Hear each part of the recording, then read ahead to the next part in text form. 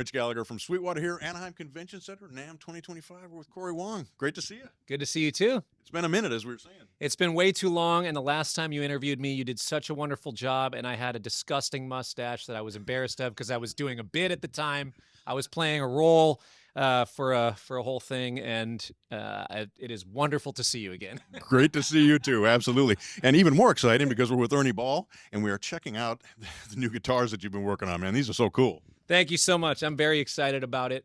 I've been looking for a humbucker guitar for a long time, and I approached Music Man and said, hey, that Joe Dart Jr. bass that you made, that Stingray thing is cool. Like, can you just put 6 strings on it and some humbuckers and send me one? They're like, it's not that easy. I was like, well, they're like, yeah, we got other guitars with humbuckers. I'm like, yeah, I know, but I'm like looking for this thing that I hear in my head, and I've tried all these other humbucker guitars, and I like don't have the sound that I'm looking for. And they're like, okay, tell us what you're looking for. What do you got in mind? I was like, well, I need this, and this, and I want this. Like, I think we could do that. Like, oh, can you just like, you guys should just make that guitar. And then they start doing it and they're like, we're making something that's really dope, but like, can you help us design and collaborate with us on what it is that you're looking for and what you think guitar players would want for something like this? And eventually turned into helping design on all levels for this thing. And it's been so much fun because the engineers over there are brilliant. The designers are brilliant there. And after a few iterations of pickups and designs and different things, some prototypes, here we are. And I was honestly incredibly impressed with how fast they can do this, especially because everything's handmade right here in California. Fantastic. Before we dive into the specs on the guitar and talk more about that, I have to ask you, you're a single coil guy. We know you for playing single coil guitars, but this has humbuckers, as you mentioned. What's drawing you in that direction? You know, I'm a Strat guy through and through. I have been my whole life, but as any guitar player knows, as any artist, any painter knows, it's nice to have more colors to paint with. And I was noticing over the last several years, I make plenty of albums with 3 different bands, and I play on other people's projects, and I realize the single coils are amazing. It's what people know my voice as, and it's what I'm so comfortable in. It's so natural for me, but there was certain things that I just felt like I was missing in my sonic palette, and the single coils aren't affording me the opportunity to get some of these tones that I'm looking for. There's some of these classic R&B and funk tones, some of the kind of Al McKay.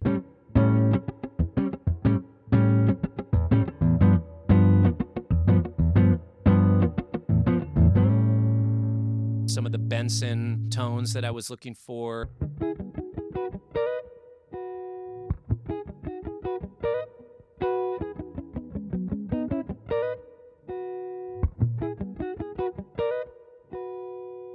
A lot of the rock tones.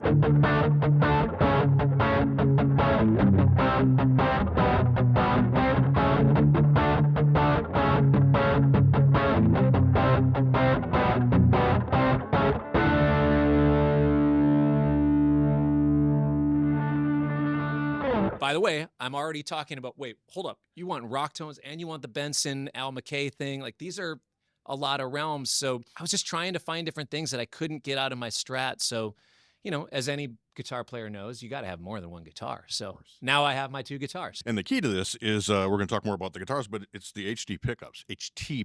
Make sure I say that clearly, which give you that broad frequency response. And of course, articulation is king for you. I'm a transient guy, you know.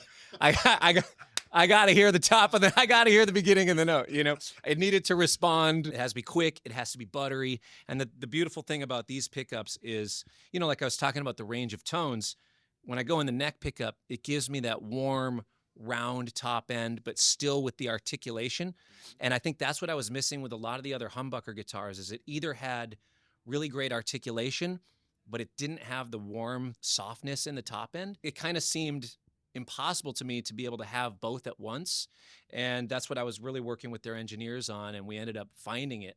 And then the fun challenge was, okay, how much low mids do we need to kind of get the Benson-y thing, the Al McKay thing, and how much presence and shimmer do we need on these pickups to really give them the brightness in the attack? And we landed on something that felt really balanced. And then the bridge pickup, you know, I was listening to a bunch of rock tones from different eras. I was listening to everything from Weezer and Blink-182 to Surfing with the Alien. I was listening to Zeppelin and all these other other bands, certain eras of Prince. It's like, those tones I haven't been able to lock in. Okay, can we nail that? And they're like, yeah, but you're talking about Benson and again, you're talking about two very different things. So then the challenge was, we know we can nail this and we can nail this, but how do we make it feel like they belong in the same guitar? That was something that I just kind of cast a vision for to Music Man. I'm like, I think guitar players, when they want this, they're going to want this sort of thing in the neck, this sort of thing in the bridge. The middle should have a certain thing to it, but in order, they're like, what do you think it takes? We know how to technically do it, but what do you in your mind, how do you conceptualize? Because I'm a feel guy when it comes to tech specs. I'm like, I don't know exactly what the thing is. I can tell you what frequencies just from being a mixing engineer, but it's like, it needs to feel like they belong together when I switch from one pickup to the next, all the obvious things. It should just feel like they're balanced together, like they belong in the same guitar. We ended up finding a way for it to work in a beautiful, beautiful balance that I honestly don't know how they pulled it off, but that's why I play guitar and why they make them. But they also did it with beautiful simplicity, because you got a three-way switch, you got volume tone control, so it's not active or anything like that, but yet you're still managing to get that diverse and broad palette. Yeah, I thought, we can get cute with it. We can do the push knobs. We can add the active stuff, but to be honest, I just felt like, let's have something simple. The Stingray is such a classic. The original Stingray is such a classic look of an instrument. It's so iconic in its own way.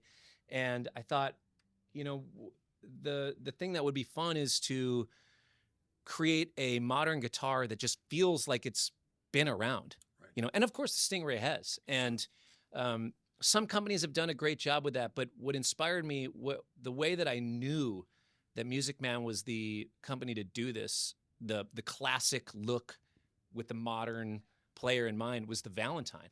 The Valentine, to me, I look at it, I'm like, that looks like the kind of guitar that's been around for more than 8 years or whatever, Right.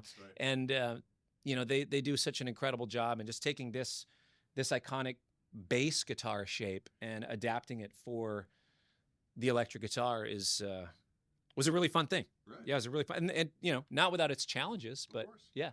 The deluxe one has the matching headstock, the fingerboard there, and the binding, and it's a really special instrument. That one's fun. Yeah, that one's good. Yeah, that's why I grabbed it. I know.